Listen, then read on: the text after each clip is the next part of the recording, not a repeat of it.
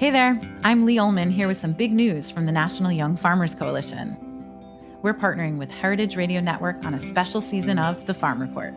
It's all about what's happening with the Farm Bill and how it impacts farmers and eaters. I am growing diversified vegetables on land that's been in our family for 150 years. And so with the pandemic, gentrification, property values going up, we had to sell the land and we lost it. Join us as we uncover the untold stories behind this massive piece of legislation that shapes how we grow our food, what we eat, and so much more. The problems we have had, those are things that come from earlier Farm Bill and USDA policy, right? Like Earl Butts, get big or get out. You know, it's my responsibility to know not only what I'm eating, but then like how that all came to be. And realize like, wow, like this piece of legislation, all this money, like it's technically something that I support as a taxpayer. While Congress debates the next Farm Bill, this is not just an invitation to listen. It's a call to action. Be part of the conversation. Subscribe to the Farm Report on Heritage Radio Network, wherever you listen to podcasts. I do my show on the Heritage Radio Network because I think it's important to talk about the impact of technology on our lives. I do my show to reach home cooks and help them do better. I love getting together with people in the industry. I like hosting my show because, to me, it's the stories about people and their relationship to food that help make the food more interesting and more delicious. Our hosts do their shows as a labor of love, but we still need your financial support in order to keep the lights on and keep the tape rolling. Please become a member today at heritageradionetwork.org. Today's program is brought to you by MoFad, the Museum of Food and Drink. For more information, visit mofad.org. I'm Dave Arnold, host of Cooking Issues. You're listening to Heritage Radio Network, broadcasting live from Bushwick, Brooklyn. If you like this program, visit heritageradionetwork.org for thousands more.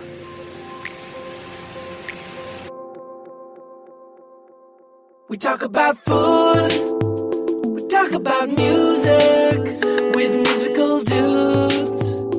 Finger on the pulse, snacky tunes.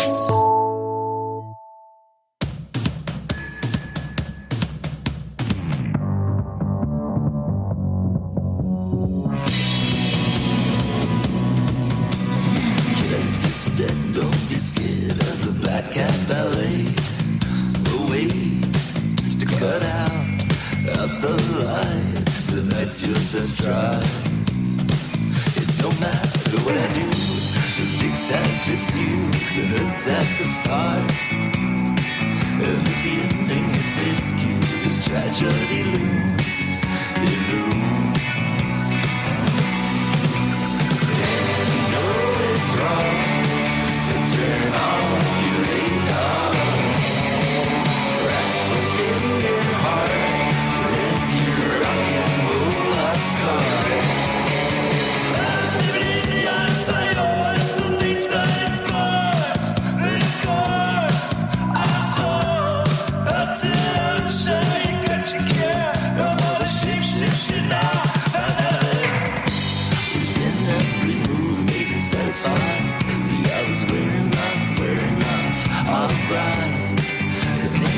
from this has it all life. And you know it's wrong, so turn off your radar. Open your heart, let your rock and roll last star. And if it don't feel right, ooh, my radar will not lie. After all, the days are wasted, don't you think calling now?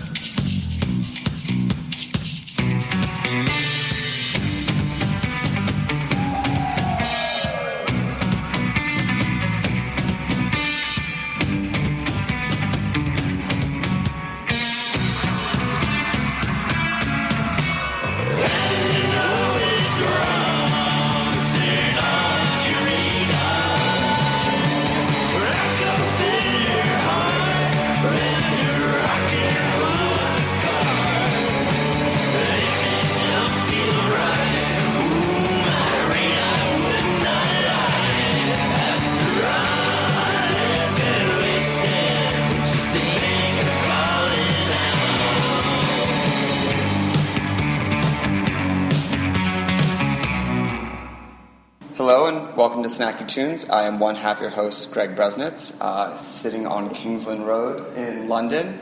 I'm inside Jidori pre-lunch service. Correct. With Natalie Lee Joe and Brett Redman from Jidori. Welcome to Snacky Tunes. Thank you. Thanks for having us.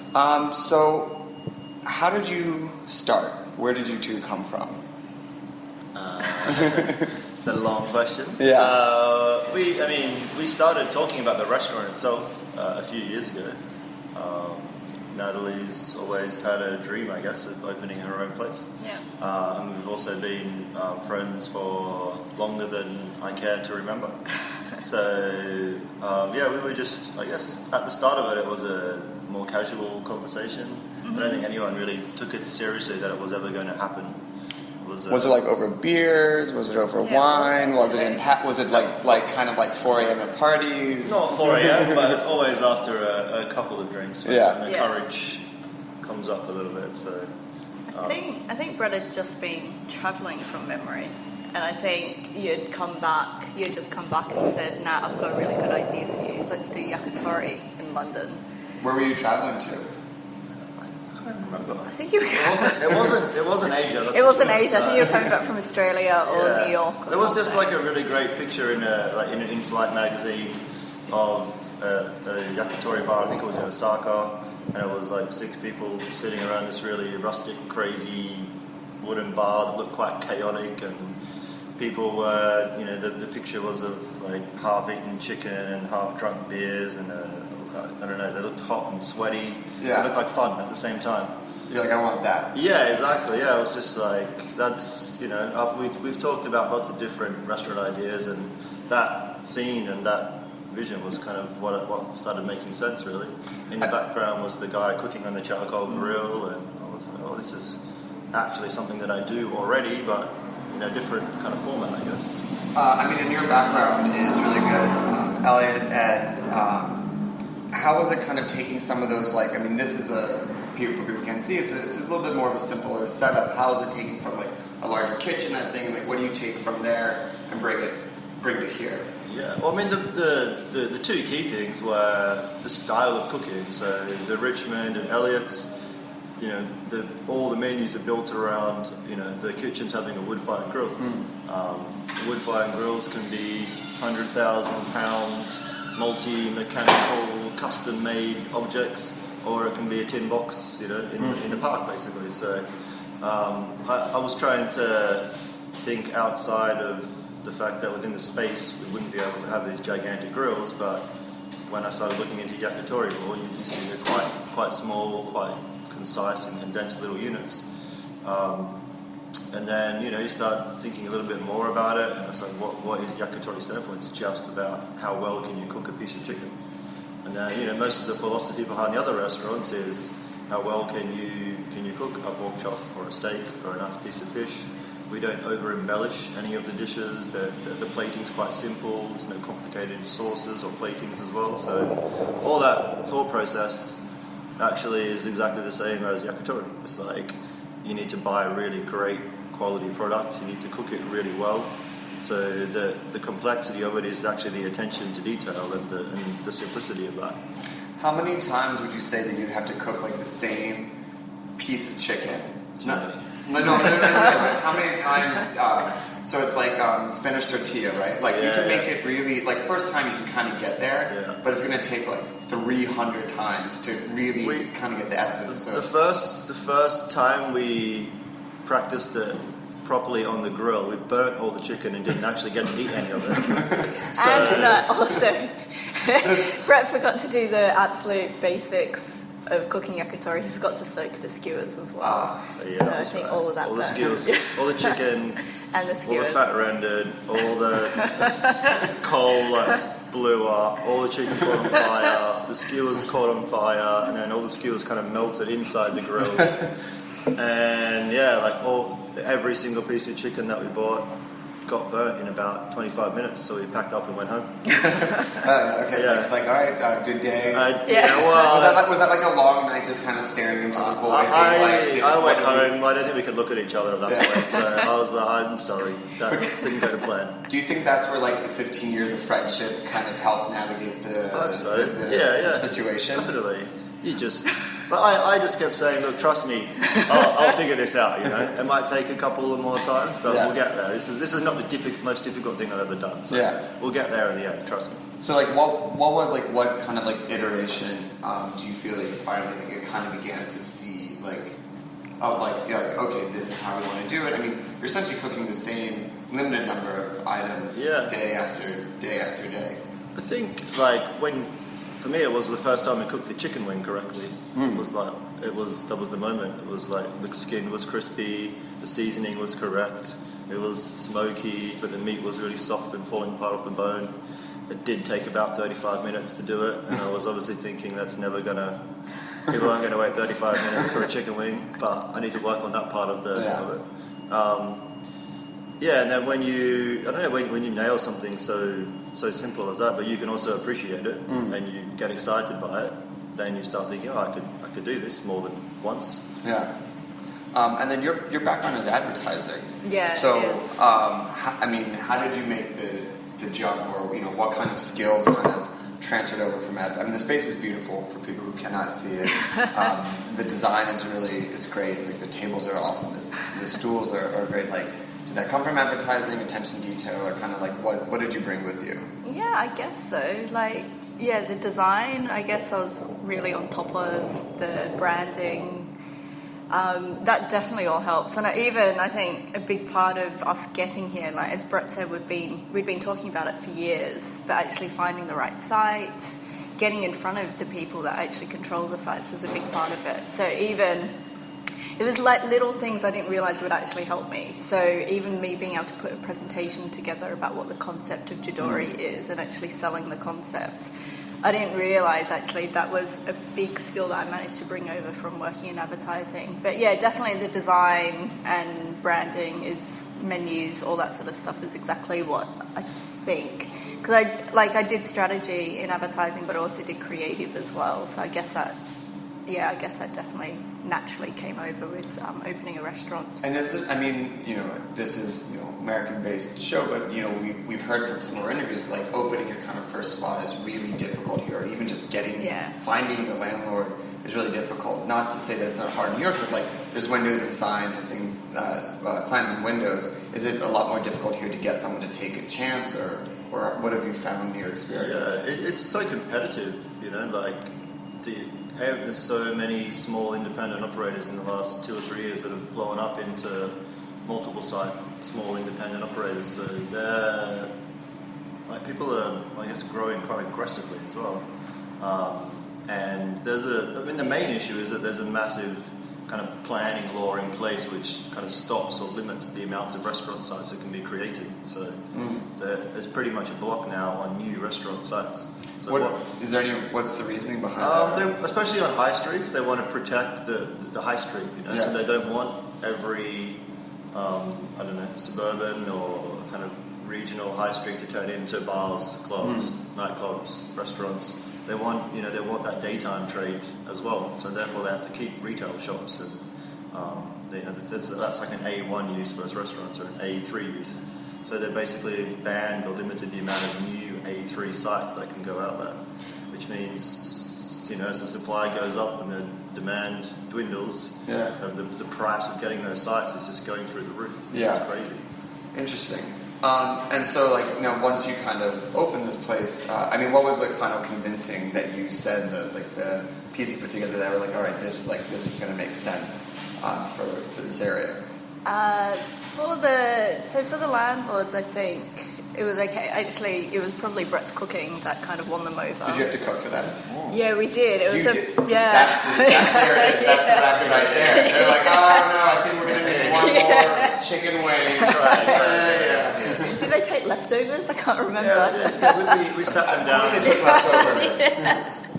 I think we even sat them down in the middle of lunch service, wasn't it? Or was it early in the morning? It was early. We took them down to Brett's other restaurant, cooked them the whole menu that we were proposing at that point to kind of, I guess, let them know that we're legitimate, and taking them to Brett's other restaurant knowing that he runs a restaurant, so we know what we're doing. Yeah, I think that if they see you've got a history, it doesn't matter if it's a different concept, then obviously the landlord's going to feel more comfortable that you're going to pay the rent your restaurant's going to be there for a long time. The last thing they want is to have to find another operator in another 2 years or 1 year if you go broke, or you lose your site. So right.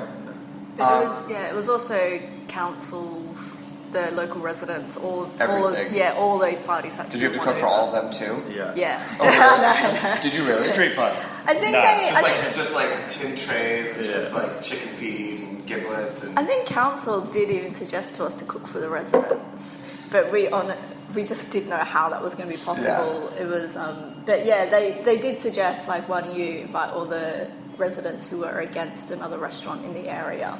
Why don't you invite them down and cook for them and let them meet you? But instead, we just went to a couple of like resident meetings instead. But yeah, we had to face all of that to open.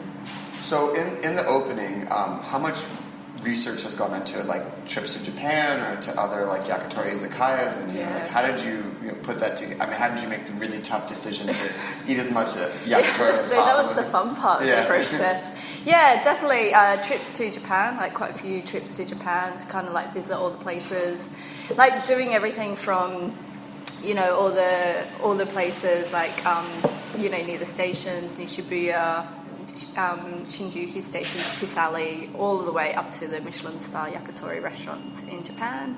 A few trips to New York even, because New York, they seem to kind of do yakitori really well, and it's also something that's is a bit more popular, I think, than it is in London. So. What are some of the places you went to in New York? Do you remember? Tori Shin. That's the Michelin star one, but yeah. It's a bit, fancy. And then like kind of like across the board from like just the subway station to the Michelin star, what were some of like the defining characteristics or connectivity you found across them, or did you find drinking really? Yeah. I mean, when like any research trip, any inspiration was always based around not replicating. We were never looking to do a traditional yakitori restaurant in London. That felt a bit cheap, like we never would have been able to put in the work or the time to really, master that craft as such. So that that's a 10 years worth of work, like building your way up from preparing the chicken to lighting the fire to actually getting on the grill. You have to serve your apprenticeship with your master. So it felt a bit disrespectful as well, to just say, oh, let's just do a traditional yakitori restaurant. So we were always looking for a little bit of inspiration, like you said, in little pockets of things, never looking to copy, but always looking to be inspired. But then almost reimagine what if a yakitori restaurant was to be invented or start in London in 2016, what would it look like?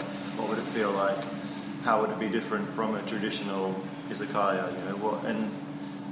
What do people want? Because in the end, it's still a business as well, so we need to make sure that it's fit in with East London too. So, had you had to adjust anything, or what did you have to adjust to fit into East London that We definitely had to diversify the menu. If you're in a yakitori restaurant in Tokyo, it's here's your chicken on a stick, that's it, and worship the chicken, respect the chicken, eat the different bits of chicken one skewer at a time, and appreciate the textures and tastes and how it can change from beak to tail basically.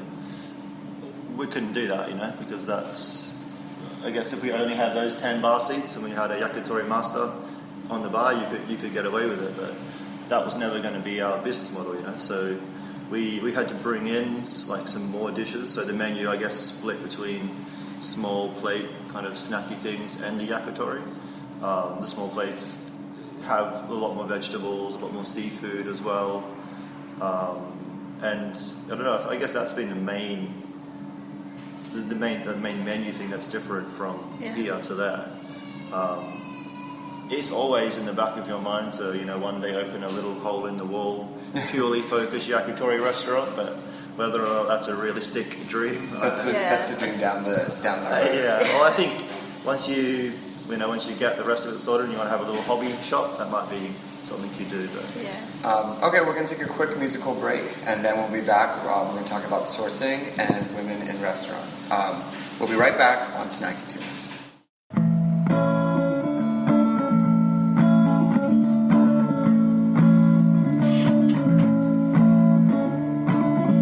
I am flesh. I am business. Touch me, I am sick. I am strong. I am lustful in this abyss. I'm neither formed, I am not full. I'm a great divide. All is amiss.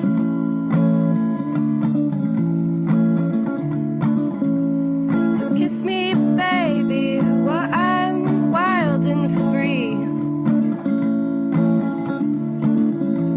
And tell me, Judas, are you my priest? And kiss me, baby, while I'm wild and free. And tell me, Judas, are you my priest? Open my mouth to impurities. Open my throat, let in the bees, so they can buzz and busy me. And kiss me, baby, while I'm wild and free. And tell me, Judas, are you my priest? Just kiss me, baby, and kiss me, baby, kiss me, baby, while I'm wild and free.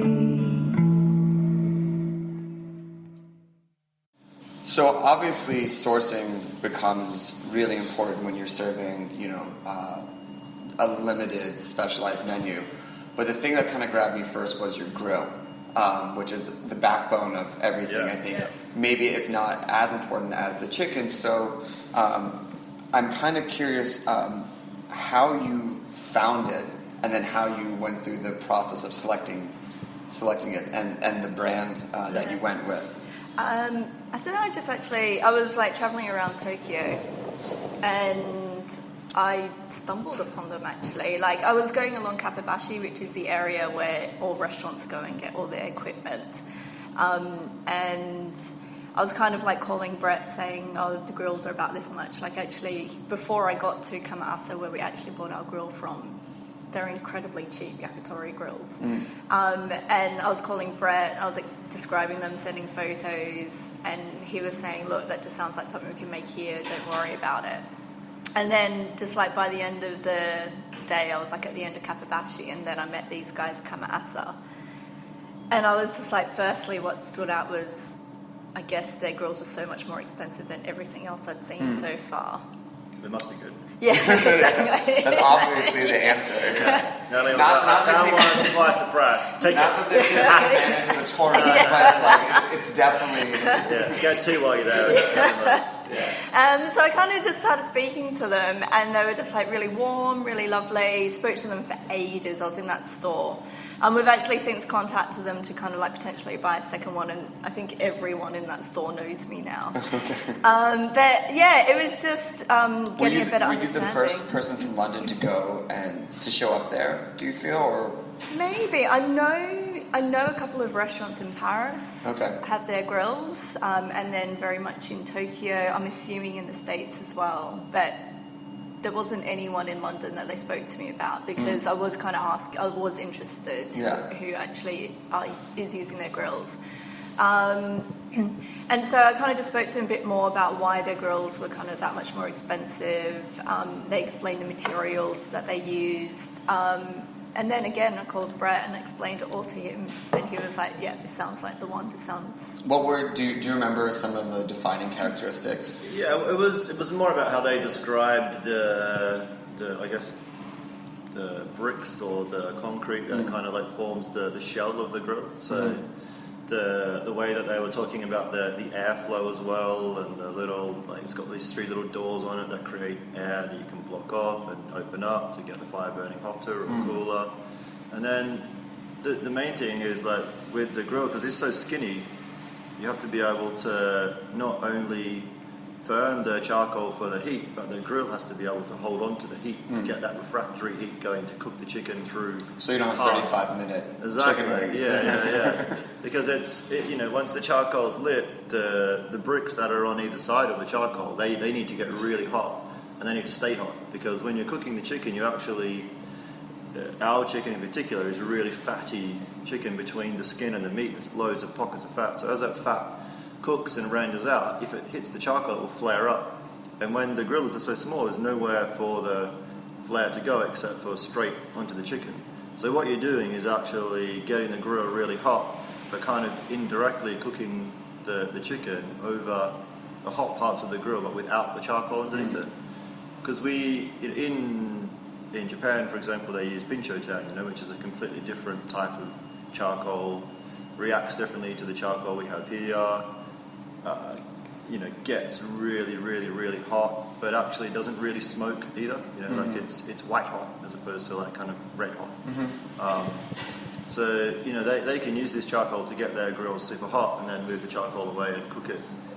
Our charcoal, because of what it is, doesn't get as hot as that. So we had to kind of figure out a way to get the grill as hot as possible, but also not cook the chicken over the charcoal too much, so there wasn't too many flare-ups. So yeah, it was about that, the bricks and the amount of refractory heat that they can hold and keep the grill really, really hot, so that the radiant heat keeps going up into the chicken. That was the key.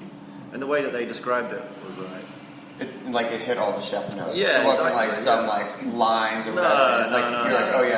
Those are people who know what this is. Yeah, that's right. You're right. Yeah, yes. Pay the man. Yes. Well, it was actually the thing that absolutely did it for me to go back the next day and buy it was I actually went to this place called Yoshicho, which is like a Michelin-star place in Ginza, that night, and I was sat right at the bar. I was sat directly where they were cooking all the yakitori, and it was the Kamasa grill I'd been looking at that day. So I started speaking to them about it, and they said, if you want to take it seriously, this is the grill you need to get. Just like staring, just clocking the grill. I was one of those really annoying customers directly in front of the chefs, asking them questions about everything, kind of watching everything that they were doing. Yeah, I was definitely one of those customers that night. It was a very, very beneficial night, though. It was. Yeah. It was. That makes sense. Just taking notes. So video recording. Yeah. Let's talk about the chickens. Yeah. One of the, I think, kind of ongoing myths is that, produce and poultry and everything in London or England is above a certain level, which, is not really true to a certain extent anymore, especially with the rise of the restaurants in the last decade. Having said that, with so many suppliers, like, how did you land on your chickens? And please call them out. They're a little company called Foss Meadows. They're actually based in Bermondsey, which is the next suburb over from Borough Market, which is where Elliot's is based. And we always used them at Elliot's, but only for their hearts. So we used to have this dish on the menu at Elliot's for a long time, which was basically a yakitori chicken heart, but done a little bit differently. Has always been one of our signature dishes. People love it, come back for it over and over and over again. And then, we did try like about 10 or 12 other suppliers, other different producers. Some of them were great for sure, but you just couldn't get away from they just tasted so much better. It's proper slow grow and free range, pasture fed chicken. They don't fatten them up or anything. There's different, like in the UK, the free range is quite a vague terminology. So, same in the States. Yeah, too, you can buy free range chickens that are. You can buy organic too, and it's kind of like okay. Yeah. So you've got to ask the questions, how many hours a day are these chickens allowed to be free range? Because I think it's even as little as an hour a day you can let them out, stick them back in the pen, free range chicken. So you can put them in the supermarkets and charge a premium for them. Or you can have a free range chicken, which is out all day, all night, eating grass and clover and the natural feed, I guess, of the land or the farm that they're on. They get fed very little extra feed, obviously during the winter and stuff when there's not much else to eat.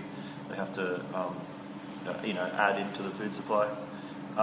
And the big thing is they're dry plucked, So when you obviously after the chicken is slaughtered, you've got to figure out how to get all the feathers off them. So most manufacturers will put the chicken through a process of almost a bleaching process where the feathers just kind of chemically burned off the chicken. It makes the chicken skin quite wet as well because they're dipped in a solution. But the best way to do it is to dry pluck them. So it's more of a hand-done process where all the feathers are pulled out individually. What you end up with is a really dry skin. So like if you're making pork crackling, if you have a really dry pork skin when it goes in the oven, it's going to crackle up and become a lot more crispier and tastier. If there's any moisture in it, obviously you've got to blast the moisture out of the skin first before it even starts to crisp up. So that was the main thing, the quality of the skin and how it crisped up and was so tasty.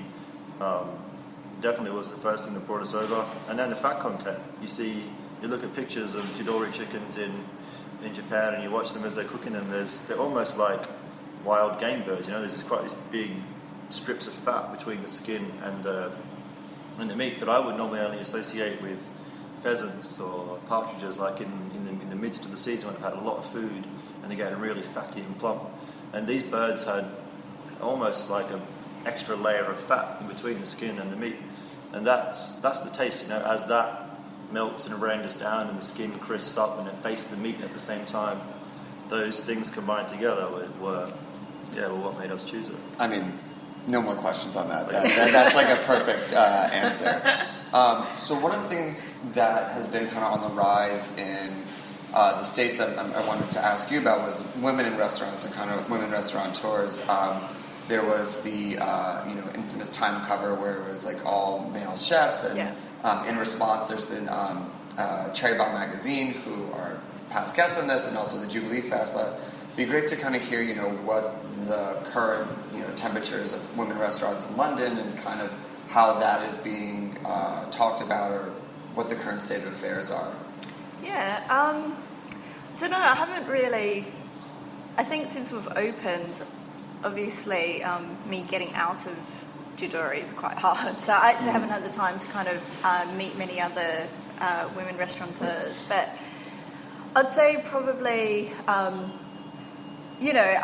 at Jidori, unfortunately, I've definitely found the roles that we all play are still fairly traditional, actually. Like front of house, unfortunately, is still all female. And then all the chefs are male. The kitchen porters are all male.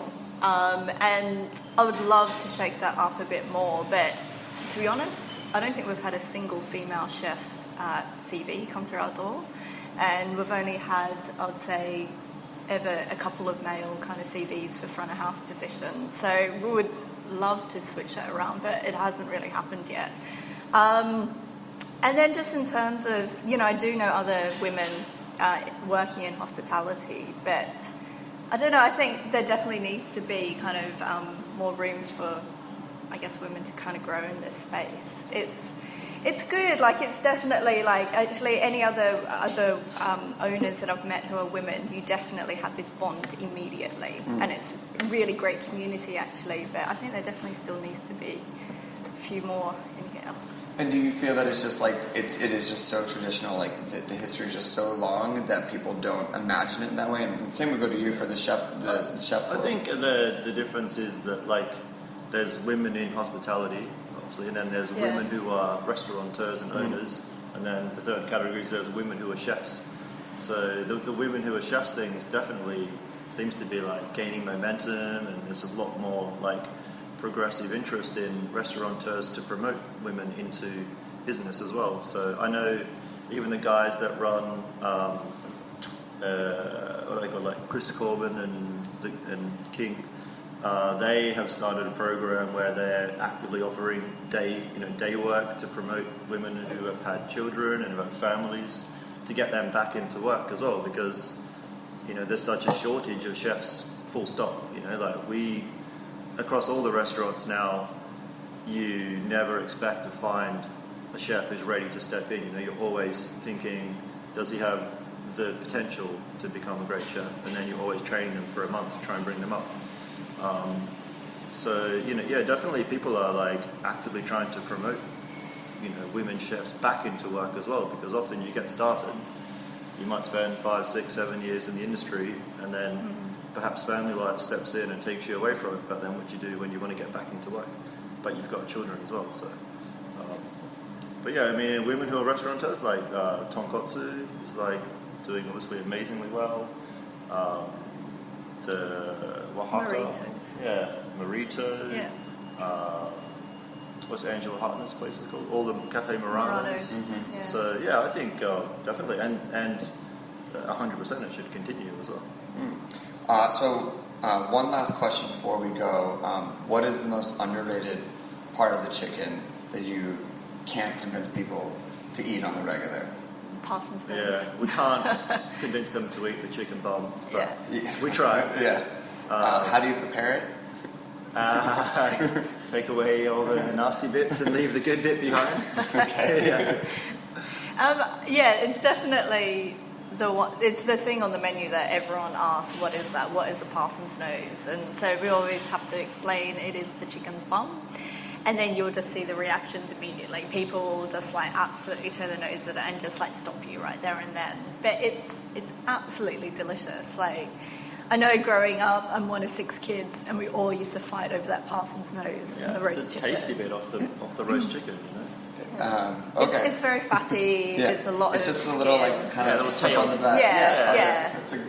I'm sure you've probably eaten it. People have eaten it a ton of times when it's like a roast chicken and never stopped to think what it was.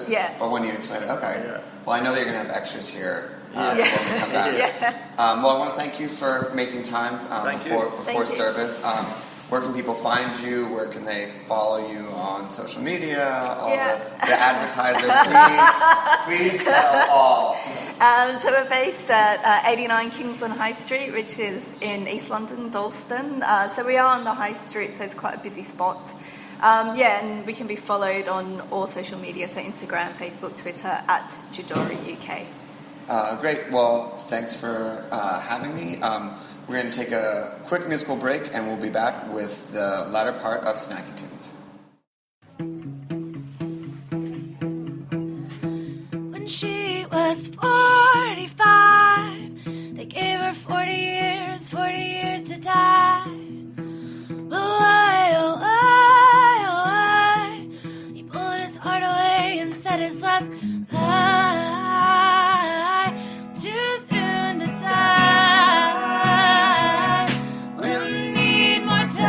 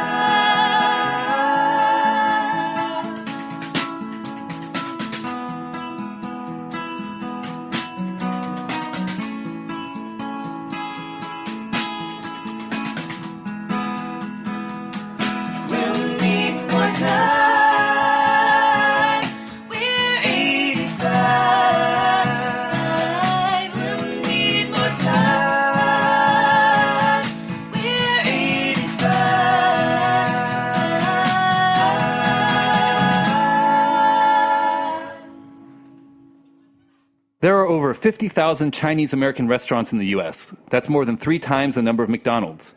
How did Chinese American food become so popular? And what's the story behind their unique menu of dishes like egg rolls and General's chicken? Brooklyn's Museum of Food and Drink is going to explain it all with our next exhibition, Chow, the Making of Chinese American Cuisine, featuring tastings, beautiful artifacts, and live demos of a fortune cookie machine. Visit chow.mofad.org to learn more, get advance tickets, and help us make this exhibition a reality. Again, that's the Museum of Food and Drink at chow.mofad.org. Welcome back. We have Elliot and the Ghost live in studio. You boys want to go around the room and introduce yourselves? Sure. Connor Jones. Connor Jones plays bass. William Thompson play guitar and sing. Brett Giroux, I play lead guitar. Dan Edwards, drums. So when a young, handsome man leaves Austin, the Big Apple, 2013. I like where this is going. What ideas do you take with you from Austin and coming to put together a project in New York? Honestly, it's just playing music my whole life back in Austin and doing that whole thing and playing as much as I did and visiting New York a whole bunch on tour. I definitely fell in love with the city, so I knew if there was any chance that I could ever get away, I knew where to go. So when there was a moment that my old group was kind of folding, I got my ass up here and then met these guys. And it's just been 2 years now since we've been playing, and it's just growing every day. So yeah, I mean, just being in love with music, I guess, is just straight up how I'm here. And what are some of the bigger differences you've seen between New York and Austin? And some could be good and some could be bad, but what are some of the different things you see about the music scenes? It's funny because people are like, dude, why did you leave Austin? And I mean, I would ask that question sometimes. I mean, I understand. I mean, I think when you're born and raised a place, there's always that urgency, like, get me the hell out of here. But at the same time, and it was a tough place to leave, and there's a lot of reasons why. But the main thing is being assigned band in Austin, which is a rare thing, but I was lucky enough to be one of those people. And even then, seeing how the industry operates back home compared to bigger cities like New York and California, like LA and stuff like that, and even overseas, we had a lot of success overseas. So I knew I wanted something bigger and better, and not to diminish anything that I worked on in the past, but I wanted to make my life music, and if I could somehow like sustain a career even playing music, like, I'm all for that. So maybe it was the drive just to be familiar with the industry, and like we started a band up here. We have a manager, takes good care of us, and like that's a shout him out. His name's Ryan Kaufman. Hey Ryan. Yeah, he For a Reason Music, that's his company, and I mean it's just one of those things where maybe it was an industry thing. I hate to be as nerdy as that, but that's how it is. I think it's a legit comment and feedback about it. So just to go back to that, what were being assigned band, but what were still some of the shortcomings of being in Austin, even having that position? It's this weird thing where you have a million venues, but you don't have any industry, and that's why Austin is so fun. But it's also why you have one Gary Clark Jr. for maybe 200 that are. I mean, I love Gary Clark. I was on the same label as him. So, but it's just there's a million people out there, and I play at the hole in the wall in front of 2 people, and they're incredible, but they're not ever going to go anywhere, and that is depressing. And I saw that happening with myself, where I'm doing a stadium in Japan. I get back to Austin, I play the Mohawk in front of 10 people. I was like, this is just too weird. I had a DJ friend who said you can either be a hometown hero or a worldwide hero. That's Gary Clark, and somehow he somehow had both. Yeah. But nary the two shall meet, or very, very rarely. Right. And for the rest of you, where are you from, and how long have you been in New York? I came here from Philadelphia about like 7 years ago. Philly guy too. Right on. Where do you get your cheesesteaks? I'm a Pats guy. Oh, okay. Oh, really? Yeah. Okay. Yourself? Tony Luke's. That's a great place. Yeah, no, it's fine. Yeah. Just the Cheese Whiz is like my. Oh yeah, yeah. I think like it's of a certain type. My parents always like forbade the Cheese Whiz because they were like it's unnatural. Yeah. So I think it kind of took us out of that, but very legit response. For sure. And when did you come up here? It was about 7 years ago. Okay. So I came for work, but naturally, music is where my heart is. And Will and I have been playing for a while. Yeah. It evolved into what it is today, which is like our band, Elliot The Ghost, right? But naturally, I think music is the reason why, like, I continue to stay here, of course. And never look back, really. I mean, I think if you're not here working on the arts continuously, then there's probably a lot of easier ways to live your life than being in New York City. Yeah, I agree. In fact, like, when you talk to people, right, like, who's in New York, I feel like in a lot of ways, like, if they're not doing this sort of like passion project on the side from working, right, if you will, then I feel like they don't have the sort of like same pulse that a lot of other people do.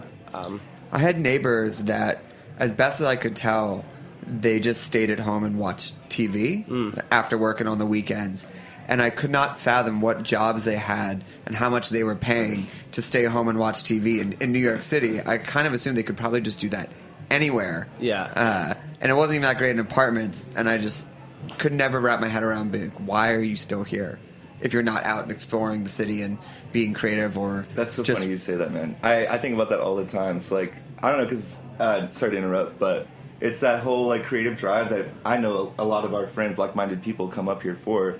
So it's like, if you're gonna struggle, like, I don't know if it's struggle for something. Yeah, I guess they weren't struggling. I mean, it looked pretty. It looked pretty cozy, actually. And for the rest of you, I'm from New York. Grew up on Long Island. Yeah, we're both from Long Island. Yeah. Can you hear me now? No. Good friends are from Long Island and represent strong. Yeah. Cool. Yeah. Nice. So I just like played in a bunch of bands out there, and then eventually started playing in the city more often. Just decided to move here and pursue music here. What are some of the better known Long Island venues? Or as a kid coming up, where would you play? It's changed a lot over the years, but when like growing up, I would go to the downtown in Farmingdale. I'd see like punk and hardcore shows there all the time. Is there anything else in Long Island besides punk and hardcore? Not really. That's about it. Let's hear a song. Awesome. What are you guys going to play first? We're going to play our brand new single called Turn Off Your Radar. Amazing. It just came out.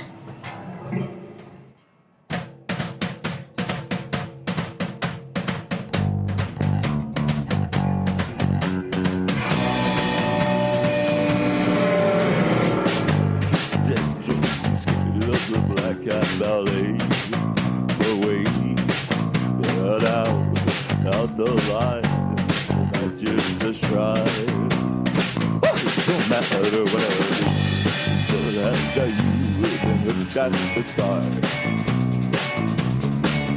What I do is try to show you.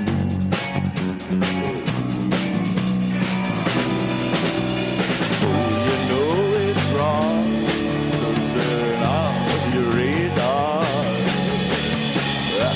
In your heart, red, your rock and roll star. Shut up, baby, leave the yards are yours. Something's run its course, in a course. I own, out till I'm shy. You got your get, not all the shapes, and not none of it. But then every move made it satisfied. Now it's wearing off right. Hang up from this hazard hotline. But you know it's wrong, so turn off your radar. Crack open your heart with your rock and roll scar. And if it don't feel right, ooh, my radar would not lie. After all, the days are wasted. What you think you're calling out?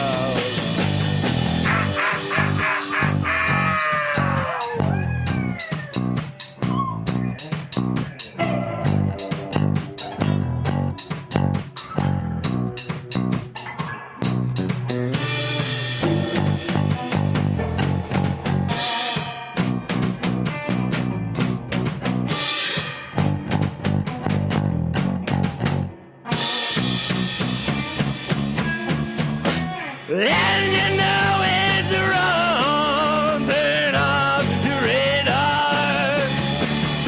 rock up in your heart, ready to rock and roll like scarred. And if it don't feel right, ooh, my lady, when I lie, all the days in Weston, they are calling out.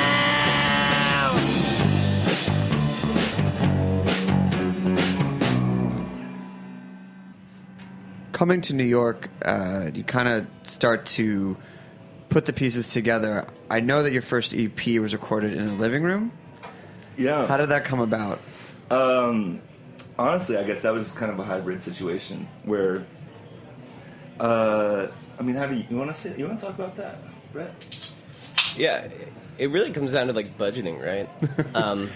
Like naturally, I think like when you're a musician here, you're unsigned a lot of the time, right? And you sort of like need to scrounge around to get a proper recording.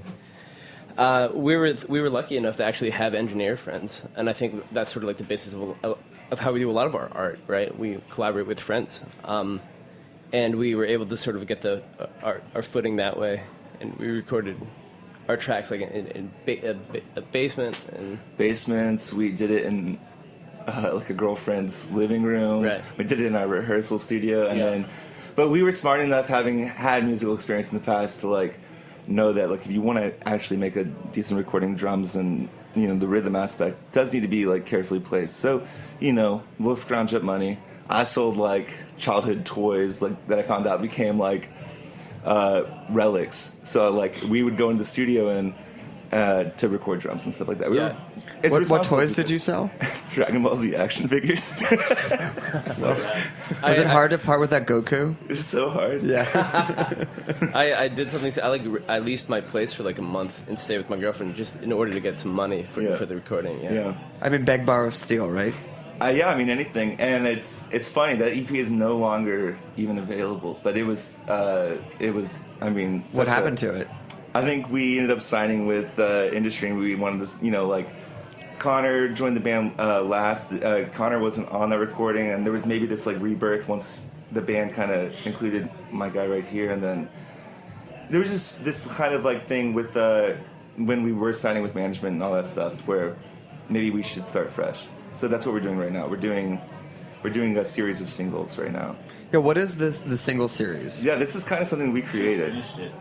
Yeah, so I think it's I don't know. I love how it's been. I don't know if there was really like a plan necessarily in place. We kind of went with it, but it ended up being this cool thing because we realized with the EP that you're going to promote this collection of like 5 songs or whatnot, but there's always going to be like a single relation and all that. So we're like, what if we just did a single, and what if for each song we like collaborate with an artist that we love for the art, and then on top of that, what if we collaborate with a cinematographer or director that we really love for the video? So we had this like idea that each song was going to be like a special project, and we wanted to do 4 songs. Each song has a photograph of a member of the band taken by photographers that we love in the city. More of what Brett was saying, collaboration with like. Who are some of the photographers? We had this one girl that she's Brazilian artist named Jessica Espindola. Yeah. We also had Jackie Harshman, and we had Alex Serp. Another yeah, she did one. And then Erica Friedlander. Yeah, so all really, really cool photographers. All female.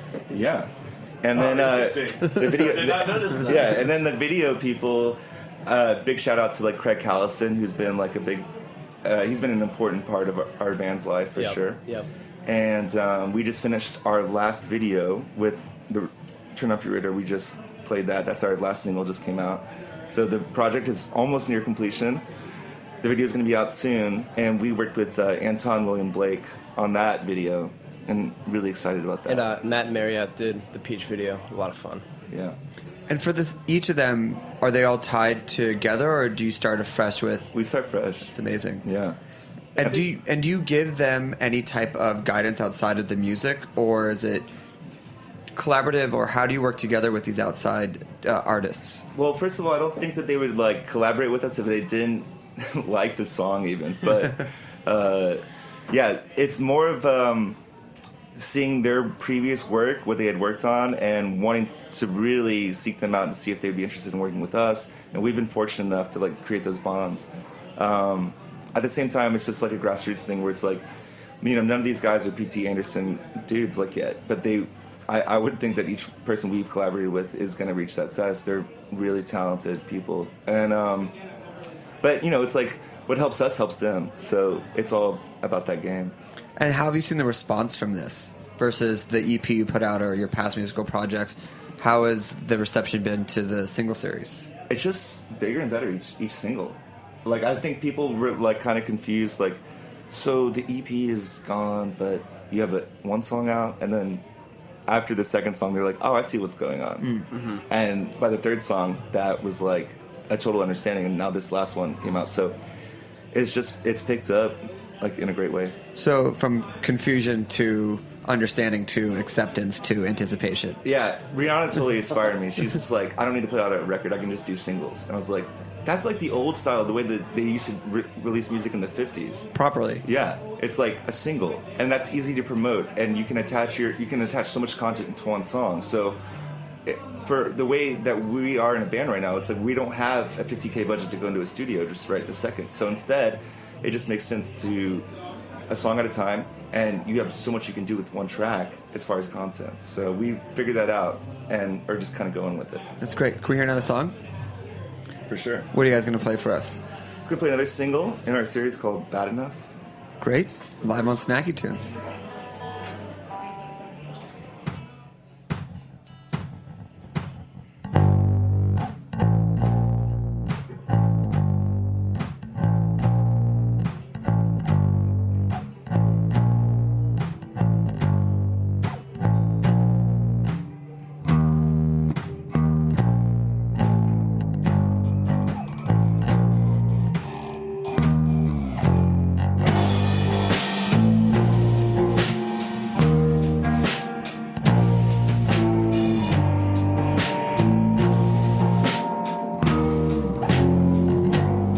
So shocked in my heart, a miles away. You must have thought, oh, I tried up to let the mud drip down, down, down. Pick apart the licking part, 'cause it ain't sticking. Always me going messing up. Tell me, baby, am I bad enough?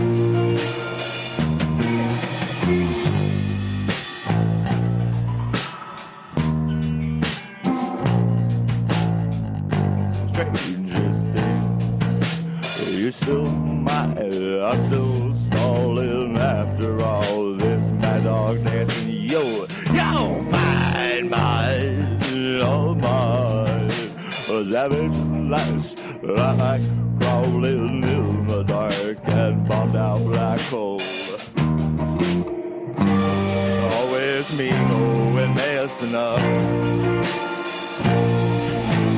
Tell me, baby, am I bad enough?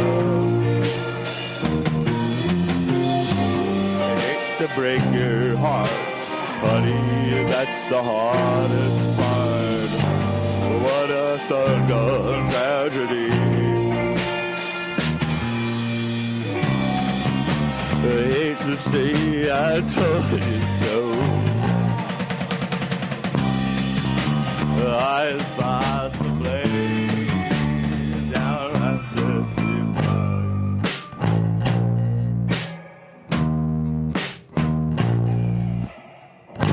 oh, so short.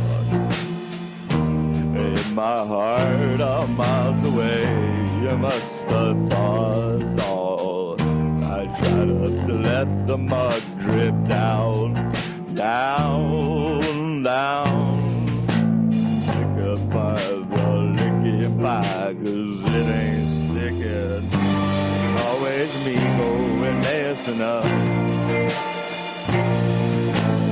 Tell me, baby, am I bad enough? To break your heart, That's the hardest part. What a stung tragedy. Hey, don't break your heart. Honey, that's the...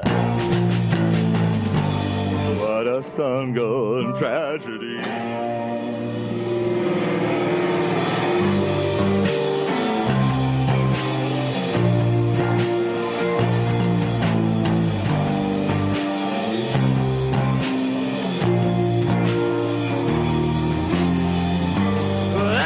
Me going messing up. Tell me, baby, am I bad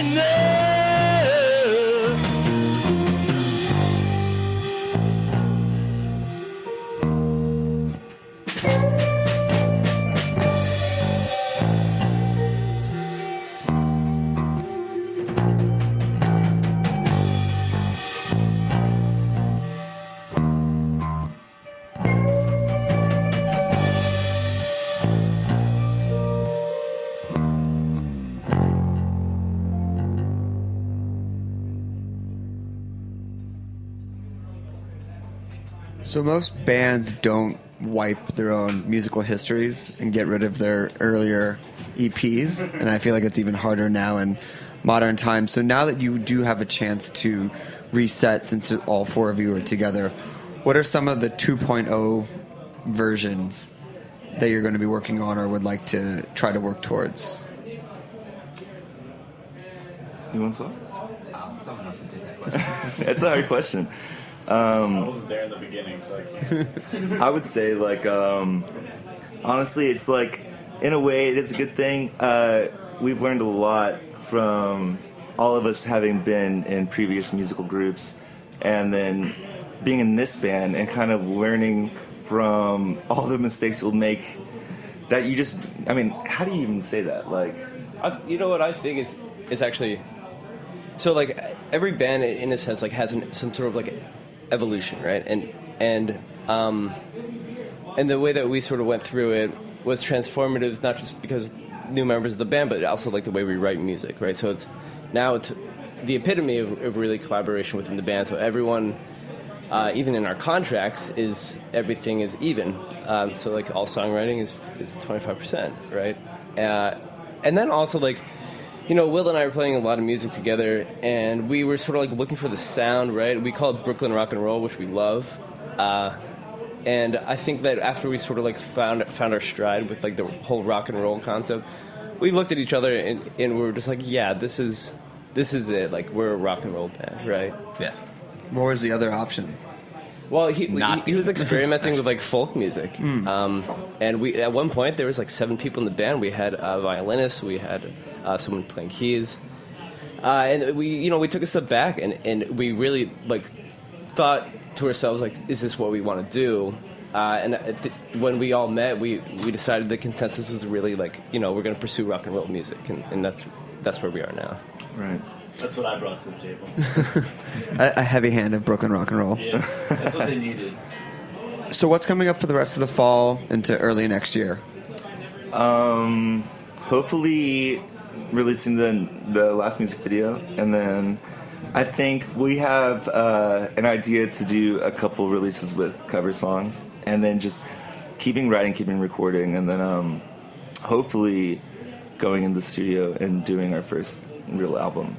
Everyone has a different process of selecting a good cover song. Right. How do you guys select yours? I think we all have like kind of what Brett was saying. Like, we all kind of came from like a rock and roll background. So, and we like a lot of like older music too. So, I think it's pretty safe to say that if I come in being like, let's play a Ramones song, or let's play an Iggy Pop song, everybody's going to be on board. At the same time, we totally cover Sia and Robin and people like that.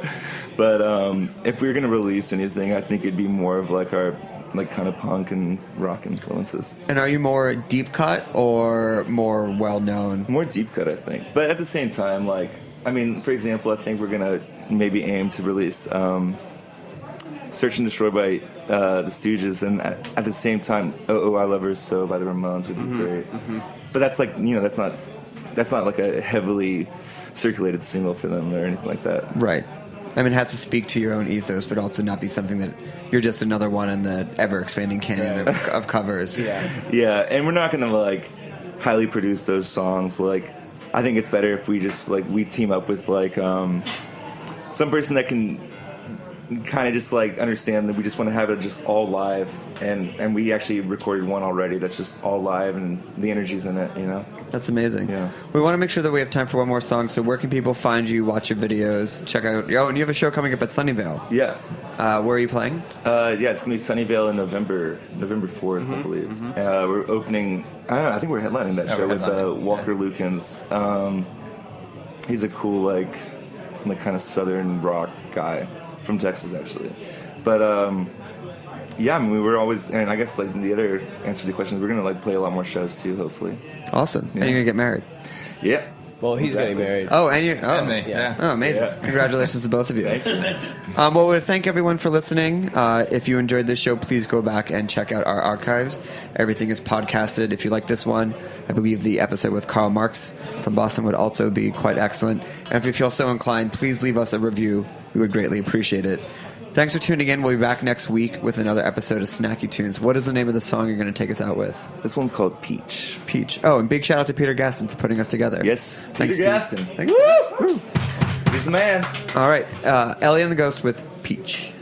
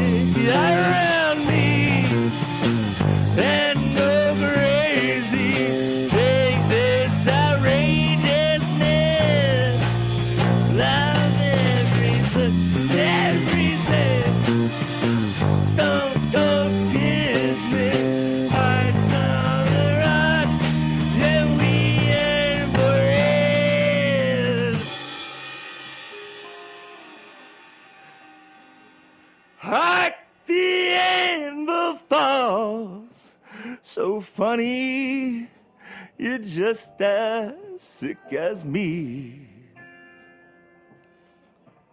No one's gonna love you like me.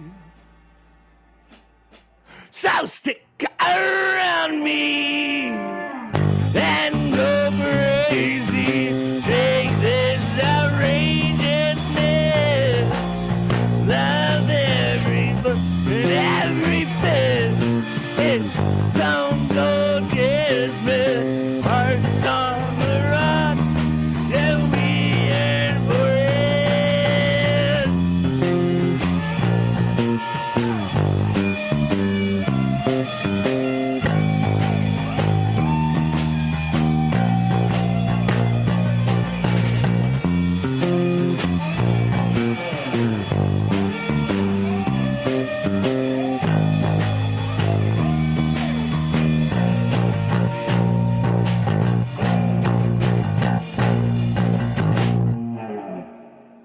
We talk about food, we talk about music with musical dudes. the pulse, snacky tunes. Thanks for listening to this program on heritageradionetwork.org. You can find all of our archived programs on our website or as podcasts in the iTunes Store by searching Heritage Radio Network. You can like us on Facebook and follow us on Twitter at heritage_radio. You can email us questions at any time at info@heritageradionetwork.org. Heritage Radio Network is a nonprofit organization. To donate and become a member, visit our website today. Thanks for listening.